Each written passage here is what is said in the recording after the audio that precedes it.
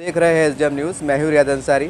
इस वक्त मैं महाराष्ट्र के इत्यादि शहर औरंगाबाद से बात कर रहा हूं। औरंगाबाद में घाटी हॉस्पिटल के एक परिसर जहां पार्किंग है वहां पर आप देख सकते हैं एक दरगाह शरीफ है, एक दरगाह है, एक मज़ार है और उसके अहाते में कुछ बाहर के लोग जो पेशेंट के नातेवाईक होते हैं वहाँ पर बैठे हुए। चलिए कुछ बात करते हैं। हमें जानकारी मिली है कि घाटी के अंदर आज भी जो है तो बाहर से चिट्ठी से दवाई गोली मंगाई जा रही है। काफ़ी लोगों ने शिकायत की, तो हमने सोचा क्यों ना जांच की जाए, लोगों से मिला जाए, बात किया जाए, तो उसी हम संदर्भ में यहाँ पर आए हुए। भैया आपको पूरा नाम बोलिए, आप कहाँ से? मेरा नाम मोहम्मद उमर फारूक यूनुस शाह, सिल्लोड से रहने वाला हूँ मैं। आपके कौन एडमिट है? अपना भांजा है। तो कितने साल का? 5 साल का है। तो मतलब आप कब से यहाँ पर हैं? हम पीर के रोज़ से यहाँ पे एडमिट है। मतलब 3-4 रोज हो गए क्या? हाँ 3-4 रोज। अच्छा, दवा गोली बाहर से मंगा रहे, यहीं दिया है पूरी? नहीं, कुछ दवा गोली बाहर से मंगा रहे और ज़्यादातर बाहर से मंगा रहे। तो कितना खर्चा आया 3 दिन में आपको? 3 दिन में हमको एक दिन पहले दिन का खर्चा आया था 1000 रुपये। 1000 रुपये बाहर से जो बाहर से? हाँ।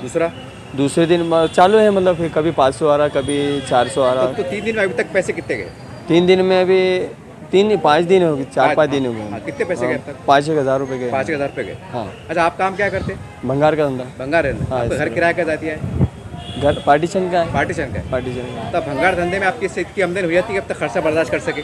नहीं, अभी तो हम 2-3 तो फिर अभी पैसे कैसे एडजस्ट कर रहे हैं आप? तो अभी बच्चा बीमार है तो फिर वही हिसाब नहीं से साहब, मदद ले रहे, उधार ले रहे, क्या कर रहे हैं आप? ऐसे बस एक दूसरे की मदद से, रिश्तेदारों की मदद से। मतलब रिश्तेदार लोग मदद कर रहे हैं? हाँ।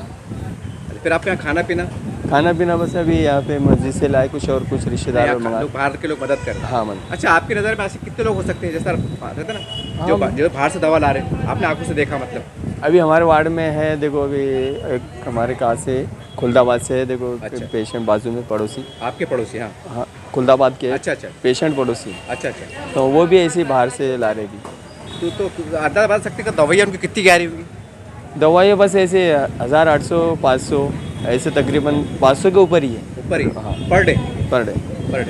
तो ये वहाँ पर आपका आपके 235 रुपये का, तो ऐसे 2-3 इंजेक्शन चालू है बच्चों। ऐसा 135 रुपये इंजेक्शन आ रहा है क्या? हाँ, 135 का एक।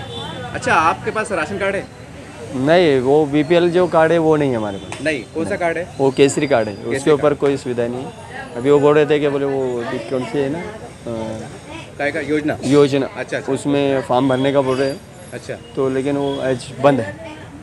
हाँ, वो पीर के रोज़ इसकी ये चालू होंगी बोले अभी इसकी। फिलहाल आपका खर्चा चालू है मतलब? हाँ, फिलहाल अभी हमारे जेब खर्चे चालू है। अच्छा, आपके साथ कितने लोग आए हुए? हमारे साथ अभी देखो 2, 4, 6, 8, 10 लोग हैं। 8-10 लोग? हाँ। इतने लोग कई को आए, आप मिलने के लिए आए? नहीं, पेशेंट की तबीयत ज़्यादा सीरियस है। हमारे पेशेंट को जो ना झटके आ रहे हैं, झटके। अच्छा। और उसका जो CT स्कैन है वो कराए। अच्छा। और पीठ की जो यहाँ से ये निकाले, खून पानी निकाले। अच्छा। उसकी जांच कराए। अच्छा। अभी MRI का बता रहे कि MRI कराना है उसको। MRI कितने पैसे लग रहे हैं आपको?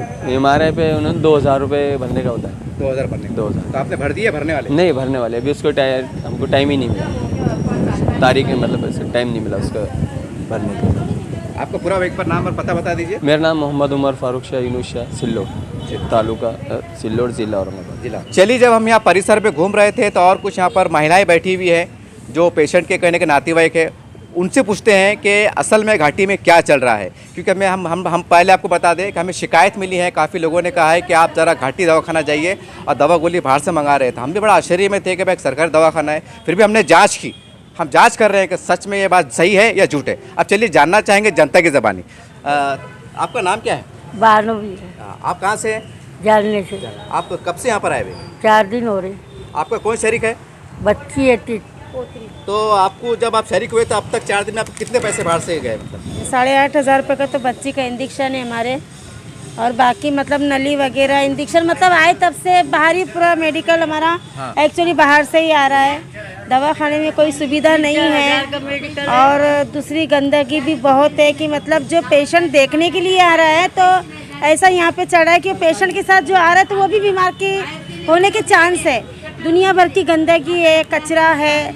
तो मतलब हमारा यही बोलना है उनसे, यही हम विनती चाहते हैं कि भाई जो आ रहे हैं उनके लिए थोड़ी तो सुविधा करो। सरकार से हमारा यही कहना है कि हमारे नहीं और भी बच्चे, हमारी बच्ची छोटी है। आज 4 दिन से हम जैसे भी बच्ची की डिलीवरी हुई है वहाँ से हमने यहाँ ट्रांसफ़र किया, तब से बच्ची हमारी कांच में ही है। बस हमारे से दवाई पे दवाई और मेडिसिन में मेडिसिन मंगाया जा रहा है, लेकिन अभी तक हमारी बच्ची को कोई फ़र्क नहीं पड़ा है। तो आपके मतलब काम क्या करता है आपके घर वाले, मतलब शोहर? मेरा जो भाई है, मतलब जिसका बच्ची का जो पापा है वो हम्बाली है, हम्बाल करते हैं, हम्बाली काम करते हैं। एक हम्बाल इंसान, मतलब एक गरीब इंसान इतना पैसा कहाँ से लाएगा? 8,500 कमाने के लिए उसको कितनी रातें और कितने दिन गुजारने पड़े होंगे। वो बस 5 मिनट के अंदर वो चले गए, और फिर बच्ची की कोई गारंटी भी नहीं है उसके अंदर। डायरेक्ट उन्होंने कहा कि 24 घंटे के बाद हमको बच्ची का रिजल्ट मिलेगा, हमारी बच्ची जिंदा है या नहीं है। अब वो 8,500 अगर हम यहाँ पर 10-15 हज़ार सरकारी दवाखाने में डालेंगे तो आम इंसान क्या खाएगा? गरीब इंसान आगे कैसे जिएगा?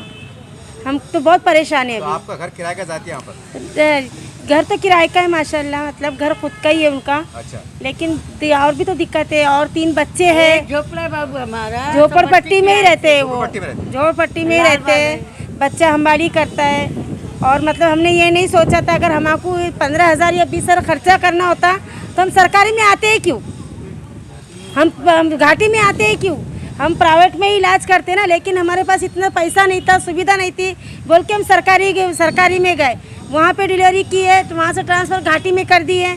हम घाटी में आज 4 दिन हो गए, ना खाने की मतलब सुविधा है, ना वहाँ पर आराम, इंसान बैठने की भी सुविधा नहीं है। जहाँ बैठते हैं तो वहाँ इतनी गंदगी है, इतनी बांस आती है कि मतलब इसकी कोई इंतहा नहीं है। आप जो भी जिससे भी मतलब सरकार से हमारी यही विनंती कि एक बार आप आकर 10 मिनट वहाँ पर आके टिकिए, और हमारी जगह पे आप रख के देखिए कि वहाँ पर क्या चल रहा है। आपने सरकारी दवाखाना बनाए हो तो मतलब इतना तो कर दो कि मतलब वहाँ पर सुकून से इंसान खाना खा सके या बैठ सके। बहुत परेशान है हम, और इस कदर परेशान है कि बस बता नहीं सकते। अच्छा बाजी, ये बोलते हो कि आपके जान पहचान में और भी लोग दवा मंगा रहे हैं क्या? जी हाँ, जितने नहीं, जितने हमारे साथ अभी जितने हमारे साथ में है वार्ड के अंदर, और जितने लोग से हमारी मतलब संपर्क हुई है, जितने लोग हमने देखा है, सब कुछ ना कुछ कोई ना कोई मंगा ही रहा है। कोई दूध का पाउडर का डब्बा हो गया, जैसे इंजेक्शन हो गया, मतलब जो भी इंसान है कुछ ना कुछ बाहर से मेडिसिन चालू ही है। हर एक का चालू? हर एक का किसी ना किसी आपने आंखों से देखा? हाँ, 10 रुपए का भी मेडिसिन है। हमको पहले इंजेक्शन 10 रुपए का मंगाया गया था, और फिर कभी नली मंगा लेते हैं 10-20 रुपए की, और फिर नेक्स्ट टाइम में जो कल जो हमारे को मंगाया गया है तो 8,500 का एक इंजेक्शन है हमारी बच्ची के लिए। कल 5:30 बजे बच्ची को इंजेक्शन लगाया था। अभी तक हमारी बच्ची का कोई रिपोर्ट और रिप्लाई कोई आया नहीं है। अभी हमको 24 घंटा दिया गया है, 24 घंटे के बाद हमको रिज़ल्ट मिलेगा, यानी कल हमें आज 5 बजे हमें रिज़ल्ट मिलेगा कि हमारा बच्चा ज़िंदा है या चला गया। अच्छा, फिर आपने 8,500 जमा कैसे करे? फिर आप तो बड़े हमारी गरीब है, तो पैसे का बंदोबस्त हुआ कहाँ से? हमने चंदा कुछ बहुत मतलब हमने चंदा जमा किया, कुछ हमने रिश्तेदारों में, हमारे जो रिश्तेदार थे कुछ हमने उनसे मांग कर किया। अभी बच्ची मर रही तो मरने तो नहीं देंगे ना, उसको तो जिंदा करना ही था हमें। अगर वो मरी पैदा होती तो बहुत अच्छी बात थी, लेकिन वो जिंदा बच्ची थी तो हम उसको मार नहीं डालते ना। अब इन्होंने इतना कहा, हमने मेडिकल वाले से रिक्वेस्ट की कि भाई 500 रुपया कम कर दो, हमारे पास 500 रुपया नहीं है। तो मेडिकल वाला नहीं, ऐसे नहीं होता, ऐसे हो नहीं सकता है, आपको पूरा 8.5 जमा करना पड़ेगा। तो हमने किया और करना पड़ा हमको। आपका पूरा नाम बताइए, जालने का पता बता दीजिए। मेरा नाम शबाना असलम कुरैशी, और आप कहाँ रहते हैं? जालने में, लालबाग में। लालबाग। चलिए, हम घाटी के परिसर में घूम रहे हैं, काफ़ी लोगों से मुलाकातें ले रहे हैं, और हमारा आने का एक ही मकसद, जैसे हमने आपको कहा है कि यहाँ जनता परेशान है। हमें फ़ोन आए थे, काफ़ी लोगों से मुलाकात हुई। चलिए, हम आपको जाँच करने निकले हैं, आपको बताते हैं। अभी ये मालूम पड़ा है अभी बात, क्या आप क्या बोलना चाहती हैं? ते खाने को नाही, रडती धाय ती बाई, जायला पैसे नाही, चहा पाणी को पैसे नाही, काही खायचं असलं तर बसावं लागतं तसंच, जेव्हा जेवण येईल तेव्हाच खाते ते, असं आहे ना। आणि 5-5 3-3 हजाराचं औषध गोळ्या लिहून दिलं, प्लास्टर येतं, हात सुजलेला येतं। 3,000 रुपये? हां, ते बाईचं म्हणून ती बाई मलाच म्हणू लागली, काय करावं मावशी, मला आपण काय करणारे, कोण देणारे पैसे, आहे का नाही। रडू लागली माझ्याजवळ 2-3दा अशी। आता गेली मागायला गावात, भीक मागणे गए? हा, मग काय करावं आपल्या शहरामध्ये? हा, शहरामध्ये मग काय करणारे, दोघं नवरा बायको गेलेत। आता जायलाच पैसे नाहीत, कोणी द्यायलाच तयार नाही, तर मग काय करणार, जेव्हा गाडी येते तेव्हा खातेत आणि जातेत, असं आहे ना। आता असते तर तेच बोलले असते तुम्हाला। कौन से गाव के? लांबचे येतं। हां, त्याच्यामुळं नवरा बायको दोघं, आणि भावाला पोरायला फोन लावायला तर फोन काय उचली ना कोणी, फोन लावायला तर फोन बंद आहे, असं आहे ना। आता गेलेत गावात मागायला, दोघं नवरा बायको, हाताला प्लास्टर असं, हात सुजलेला आहे असं। आता दवाखान्यात आज या उद्या परवा या असं सांगते, मग ते बसलेत महिन्यापासून इथं येत. आता काय करणार आहेत, जायला तर पैसा पाहिजे ना, कोण फुकटमध्ये नेणार आहे ना. आता आपला मग जीव तुटतो, पण असं आहे ना, देणारं पाहिजे ना. तसं धोका देतं ते काय मनातून म्हणतं का देतो बाबा म्हणून, असं आहे ना. आपला मग जीव तुटतो, असं आहे. खेड्यात असल्यामुळं एक परत भाकर खाऊ घालीन, चहा पाजीन, पैसा कोण देऊ शकतं सांगा तुम्ही मला. आता आपल्याला माहिती म्हणून आपण एक जीवाला गरीब आहेत म्हणून आपण आपल्या दुसऱ्यावर ओळखी, आपल्याला ओळखीतो की कोण कसं आहे कोण कसं नाही, असं आहे ना. मग मला फुलावंती सोन काम. तुम्हारी क्या समस्या है, तुमची काय समस्या आहे? आता बाबा आम्ही राहतो तिथं दादा, मागाय जात नाही काय नाही, इथं नुसतं खातात तिथं बाबा, काय नाही. आता मग खाता मी आली रुपयाच्या हाताने एका पायाने एक हात पाय आली हे पाय हात पाय. हॉस्पिटल में आए थे? हाँ, कब से हॉस्पिटल में इधर कोई पेशेंट है क्या आपके? कुछ पेशंट हे राट काढायचं आहे. रात काढायचे. हां, पुन्हा हे छाती दुखती, पाठ दुखती, काल तो डोळे फिर आपका दवा गोली पैसे कहाँ से ला रहे हैं आप? दवा गोली लगते हैं पैसे मग ते काय आलो नाही ना पैसे. नहीं, तो मतलब व्यवस्था कहाँ से कर? काल पोरगी आली, फोन केला तर पोरगी आली, तर काल तिकडे त्या असं केलं तर आज स्वतः असं काय करावं. बराबर ये कसं आइए आइए बराबर ठीक है ठीक बस ठीक है ठीक है ओके. इस तरह से आपने देखा, हमें कुछ शिकायत मिली थी. काफ़ी लोग कह रहे थे कि भैया गरीबों का बहुत बुरा हाल है, ज़रा जाके सर्वे करो देखो. तो हम सर्वे करने के लिए आए. इससे पहले भी हमने 2 बार यहाँ की न्यूज़ को कवर किया था. हमने डाला था, प्रशासन से विनती की थी और नेताओं से विनती की थी. एक बार फिर हमें शिकायत मिली, हम यहाँ पर आए हैं. अब देखिए ये गरीब लोग हैं, सब हाथ मजदूर लोग हैं. और कोई कह रहा है 2000 की दवा, 1000 की दवा, 500 की दवा. और ये सरकारी दवाखाना है. और यहाँ पर ख़ास बात यह है कि बाहर से दवाइयाँ मंगाई जा रही है. और दूसरी ख़ास बात यह है कि कुछ लोग ऐसे हैं कि जिनके पास पैसे नहीं है तो भीख मांगने पे मजबूर हैं. ऐसे लोग से भी हमारी मुलाकात हुई. तो ऐसे में अब सवाल ये है कि इतना बड़ा सरकारी दवाखाना है और यहाँ पर जब गरीब के पास पैसे नहीं रहेंगे तो इलाज कहाँ से होगा. ये एक बहुत जो है तो चिंता वाली बात है. तो एक सुझाव निकल के आया है जनता की ओर से, वो हम सुझाव आपके सामने करेंगे. तमाम औरंगाबाद के हमारे पास 2 खासदार है. एक खासदार इम्तियाज़ जलील साहब है, एक जो है तो भगवत कराड़ साहब है, और 3 आमदार है. संजय सिरसाट साहब है, अतुल सावे साहब है, प्रदीप बिसल साहब है. जैसा हम इलेक्शन के दिन देखते हैं कि पोलिंग बूथ के टेबल लगते हैं, तो ऐसे यहाँ पर कोई टेबल ऐसा कोई व्यवस्था की जाए और उसके ऊपर लिखा जाए हेल्पलाइन सेंटर, ताकि संपर्क सेंटर, और उनके अंदर वो पार्टी का नाम भी लिखा जाए और वो आमदार की फ़ोटो रखी जाए या खासदार की फ़ोटो रखी जाए, ताकि जो बाहर से लोग आ रहे हैं वो टेबल पे आके कुछ अपनी बात को परेशान कर सके कि साहब हम जानले से आए हैं, परभनी से आए हैं, नांदेड़ से आए हैं और हमको दवाइयाँ बाहर से मंगाई जा रही है. और वो लोग उसकी जाँच कर सके कि दवाइयाँ बाहर से क्यों मंगाई जा रही है, क्या इसका स्टॉक नहीं है. क्योंकि डॉक्टर लोग कहते हैं हमारे पास दवाई नहीं है, ये आम बात शिकायत है. तो क्या ऐसा मुमकिन नहीं है क्या कि यहाँ के 2 खासदार और 2 आमदार के टेबल लगे. आप काम करते हैं, आपके वॉलंटियर्स आते हैं, हम देखते हैं मीडिया के माध्यम से कि आप भी बहुत काम करते हैं, आप पे हमको आरोप नहीं लगा रहे हैं. लेकिन सवाल ये 24 घंटे का यहाँ पर कोई ऐसा टेबल लगना चाहिए कि भाई एक टेबल लगा हुआ है, एक बैनर लगा हुआ है, खासदार का फ़ोटो लगा हुआ है, पार्टी का नाम लगा हुआ है और 2 पढ़े लिखे बच्चों बैठे हुए, और वहाँ पर एक ऐसा मालूम करा दिया जाए लोगों के अंदर कि भाई जिसको बाहर से दवा लिख के दी जा रही है उन्हें टेबल पे आना. और इनका काम है अपने हाई लेवल के ऊपर मालूमात करना कि वाकई दवा है या नहीं है, कि ऊपर से नहीं है, कि कोठे में नहीं है, कि स्टॉक में नहीं है. अगर आप ऊपर से प्रेशर बनाते हैं तो हम समझते हैं कुछ तो भला हो सकता है. ये बहुत काम की बात है, क्योंकि जब चुनाव का अवसर आता है टेबल लगाते हैं आप, घर घर जाते हैं आप. ये कड़वा सच है. ये लोगों के अंदर सुझाव निकल के आया था.